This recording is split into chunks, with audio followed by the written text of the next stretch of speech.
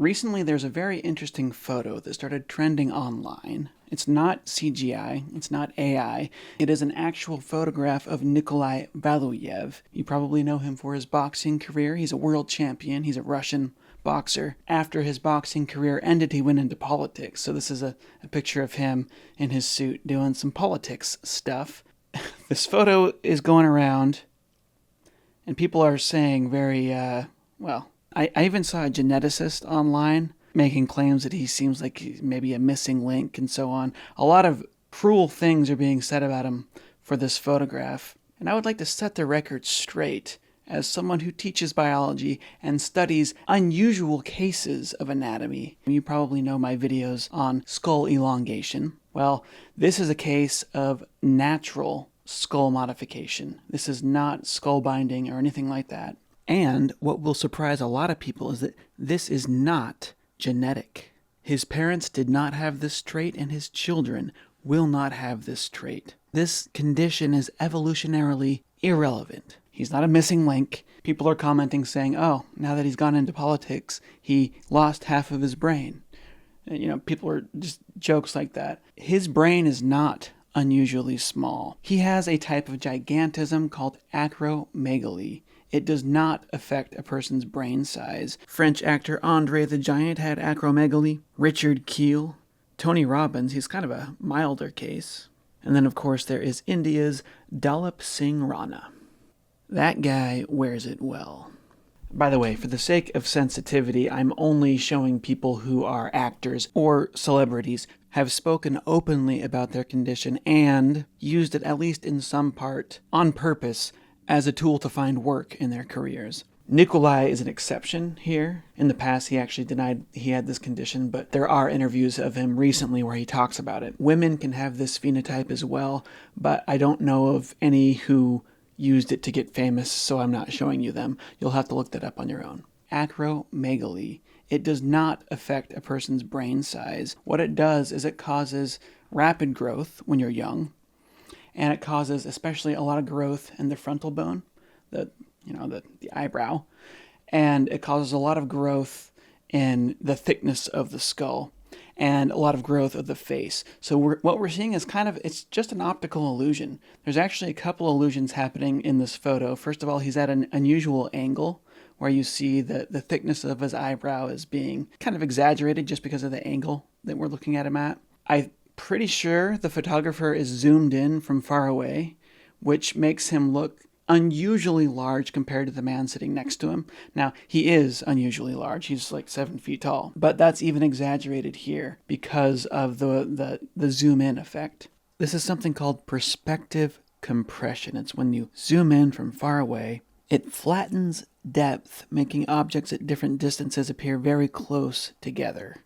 People's hands will look really small if their hands are in front of them while they're talking. This is one of the things that happens to Trump. People say that he has tiny hands. Part of that is it's because most people film him from far away and they're zooming in. In this case, his hand and his face are at the same distance, but the guy in front of him is closer to the camera, and so he looks extra small. But it is true that acromegaly has given him an unusually shaped skull. It's actually caused by a tumor, not cancer. It is not a cancer, but it's caused by a tumorous growth on the pituitary gland that then triggers growth elsewhere because the pituitary gland controls growth hormones, right? Most people think that the skull, because it's hard, determines the size of a mammal's brain. It seems like it would have to, right? It's the hard thing and the brain is the squishy thing, so it must be the skull that determines the size of the brain, but it's actually the opposite way around. When you are a baby, your skull is very soft, and pressure from inside the skull dictates how wide the skull box will end up being, what size it will end up being. Here I'm holding a skull, an elongated skull from Peru, and when this person was a baby, her head was bound, and her brain it looks huge. I mean, depending on the angle, it looks really, really big, but it's actually a normal-sized brain that she has. We've measured this. I've done experiments here on this channel measuring her skull, and it is exactly normal falls right in the normal range for a female human. This is just a cast. This is not the actual skull, but it's an exact replica. It's a, to the millimeter accurate cast. People have done similar studies in Peru, and they find the exact same thing that I did. These skulls, they look huge, but they're actually not. It's a trick. We are very bad at judging volume. In the case of Nikolai, it's very unfortunate because when a person's this huge, and when they have the eyebrows that stick out like this, it makes it look like they have a small head, a small brain. That is not the case. He is completely normal mentally. He's totally functional. Something interesting happens too with dwarfism. Achondroplasia, that's the most common thing that people typically call dwarfism. It is a bone condition. It's caused by a DNA mutation that stunts the growth of long bones. Just the length, not the width. And it does also affect the growth of the skull, but it does not affect brain size, and it does not affect other parts that matter most. Because the brain is not affected, this causes the opposite optical illusion.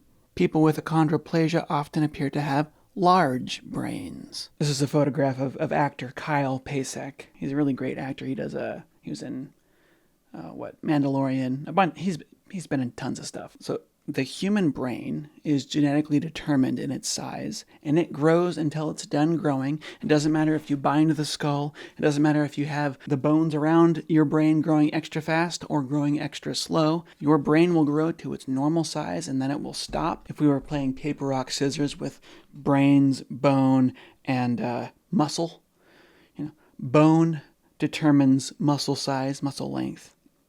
Brain determines skull size.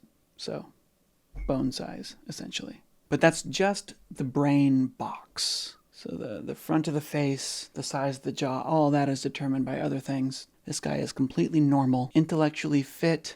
Seems to me that he's doing all right for himself. He did recently get drafted into the military, though, so Nikolai Valuev.